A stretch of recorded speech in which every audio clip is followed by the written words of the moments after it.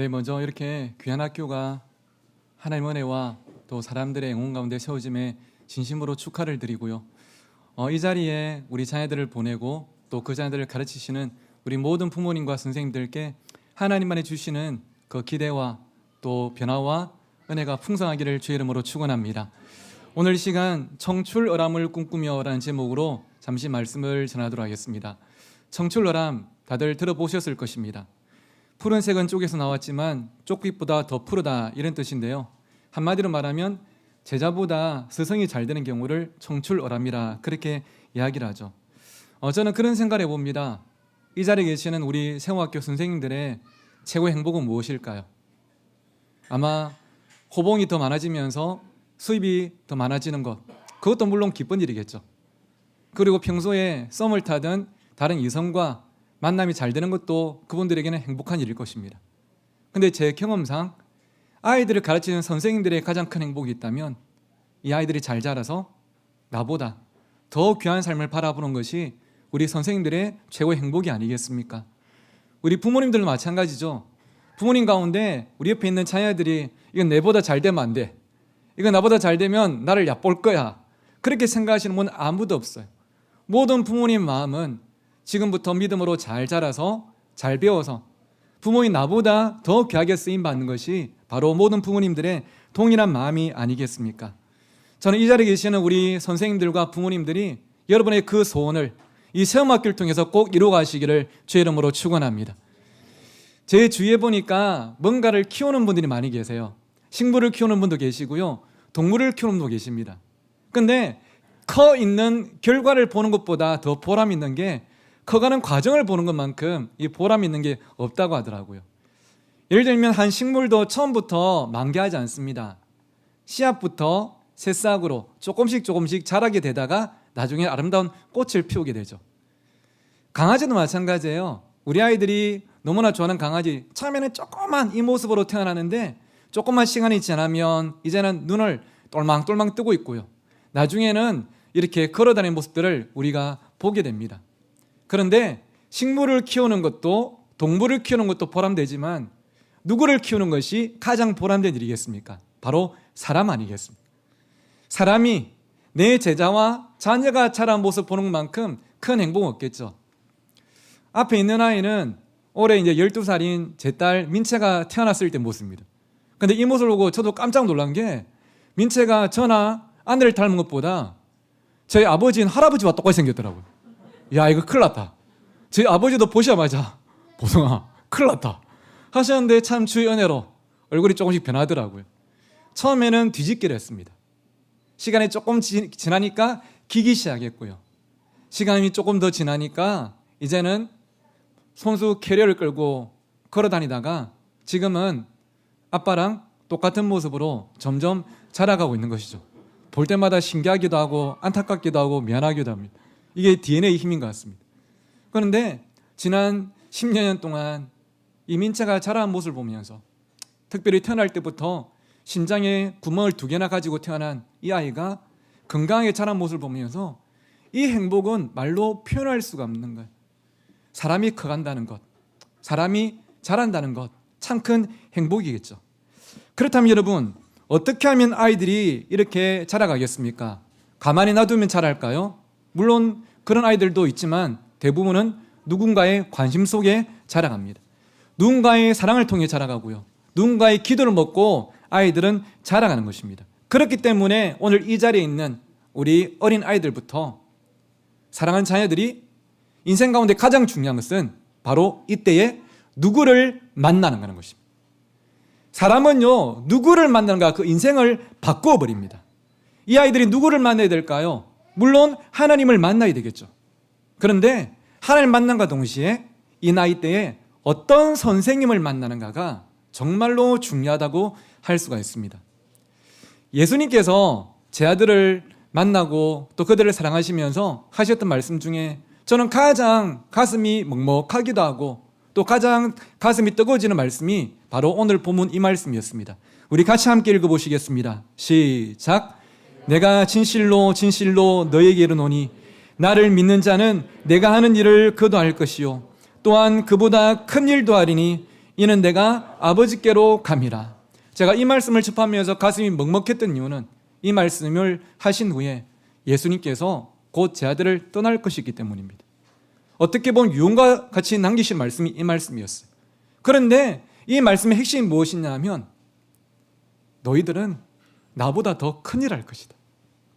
스승인 나보다 너희들은 더 귀하게 쓰임 받을 것이다.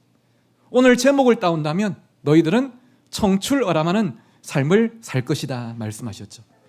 그들이 그렇게 할 수 있었던 것은 3년 동안 예수님께서 하신 것을 보았기 때문이고 예수님의 사랑을 경험했기 때문입니다. 그리고 그들은 예수님은 이스라엘 지역에서만 말씀을 전하셨지만 제자들은 여러분 아시는 것처럼 예루살렘과 온 유다를 넘어서서 사마리아와 땅끝까지 이르러 예수님 말씀을 전하면서 세상을 바꿔놓고 오늘 이 자리에도 세움 교회와 세움 학교가 세워진 것 아니겠습니까? 예수 그리스도라는 좋은 스승과의 만남이 그들이 청출어람하는 삶을 살게 만든 것입니다. 여러분, 신앙이 성숙한 사람들은 하나님만 바라보고 살아가면 됩니다. 하지만 신앙이 성숙하지 못하거나 나이가 어린 아이들은 누군가 바라보고 닮아갈 그 사람이 필요한 거예요. 근데 그 사람이 누군가에 따라서 달라진다는 것이죠. 저에게는 올해 30대인 제자가 2명 있는데요. 현민이와 종건이는 고3 때 제가 처음 만났습니다. 둘 다 고3 때 고3답지 않게 믿음이 너무 좋았고요. 참 뜨거운 아이들이었어요. 이 둘이 대학생이 되더니 둘 다 선교를 헌신했고 먼저는 현민이가 인도에 1년 동안 단기 선교를 갔습니다. 그런데 그곳에서 만난 선교사님이 1년 동안 현민에게 보여주시고 가르쳤던 것은 말씀과 전도와 신앙생활이 아니라 닭을 튀기는 기술이었습니다. 이 선교사님 거기서 닭장사를 하고 계셨어요.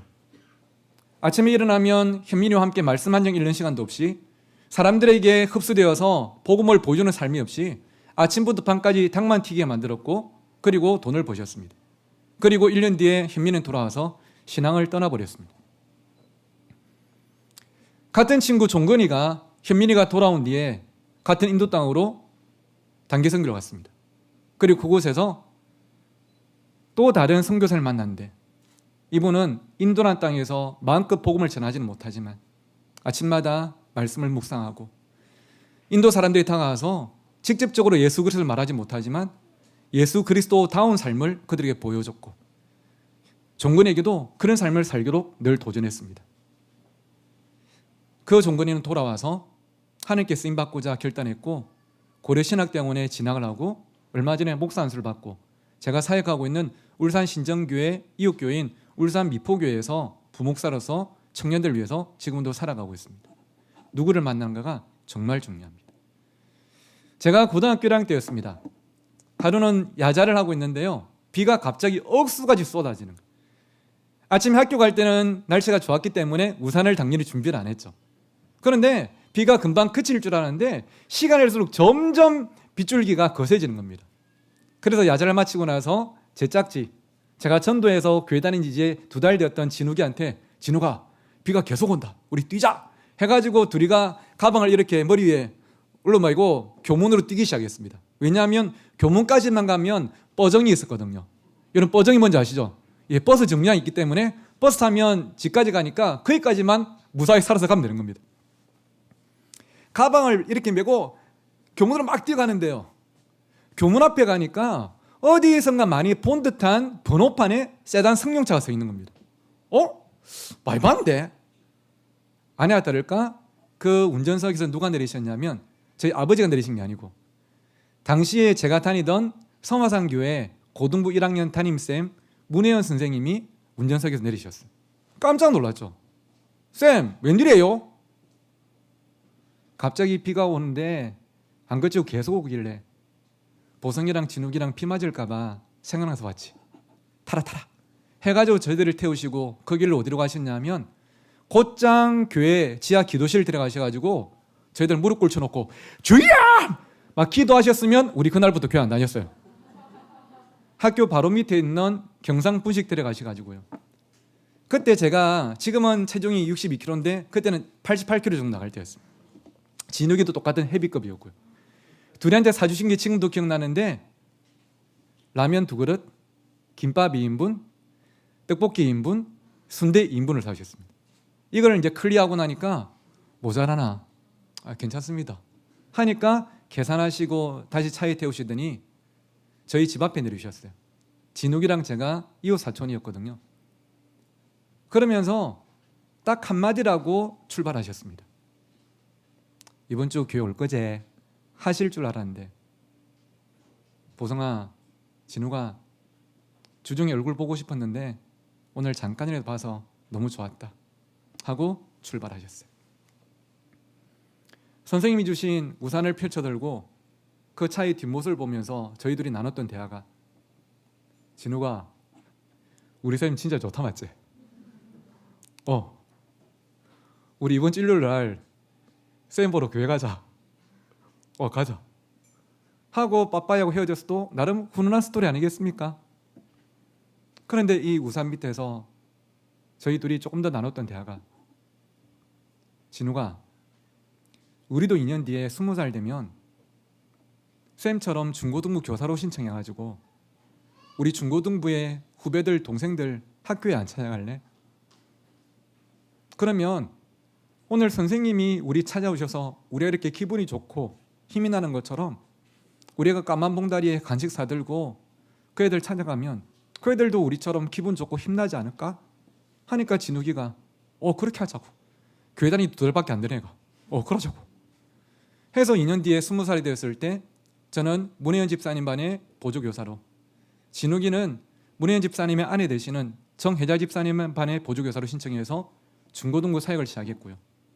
아시는 분은 아시겠지만 저는 작년 5월달 울산 신정교회 담임으로 부임하기 전까지 25년 동안 점심시간마다 저녁시간마다 제 아들의 학교와 학원에 찾아가서 문혜연 선생님처럼 늘 아이들을 만나고 그들을 교제하고 또 복음으로 키우려고 나름 애를 쓰다가 지금 이렇게 이제 새로운 사역을 하고 있는데요.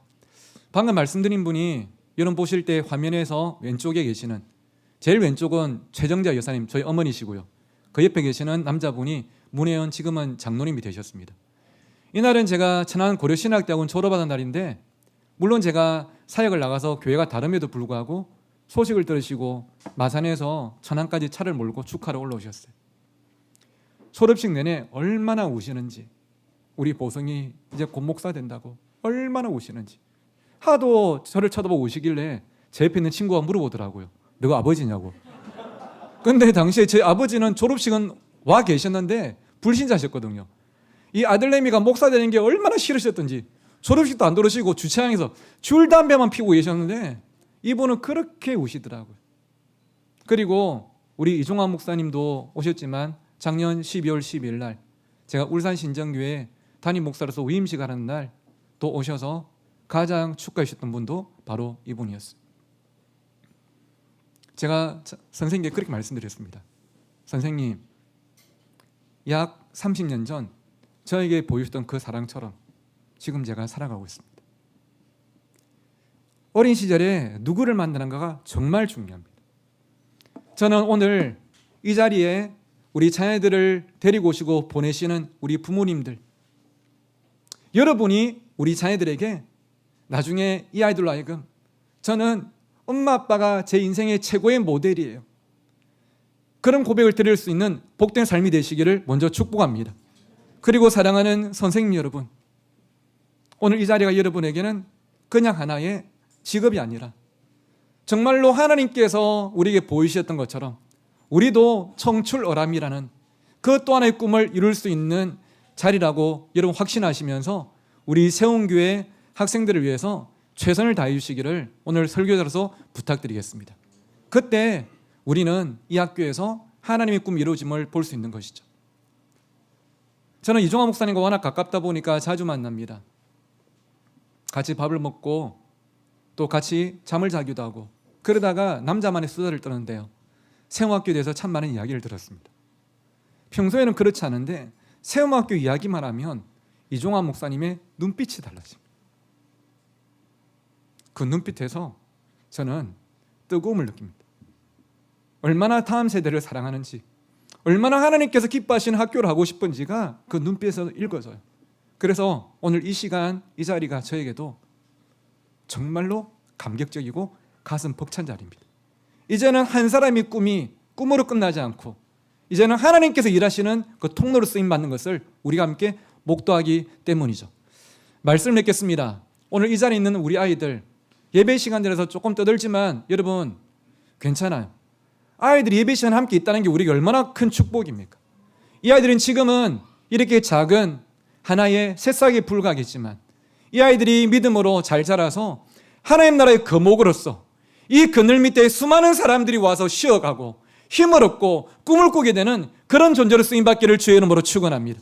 청출 나람을 꿈꾸십시오.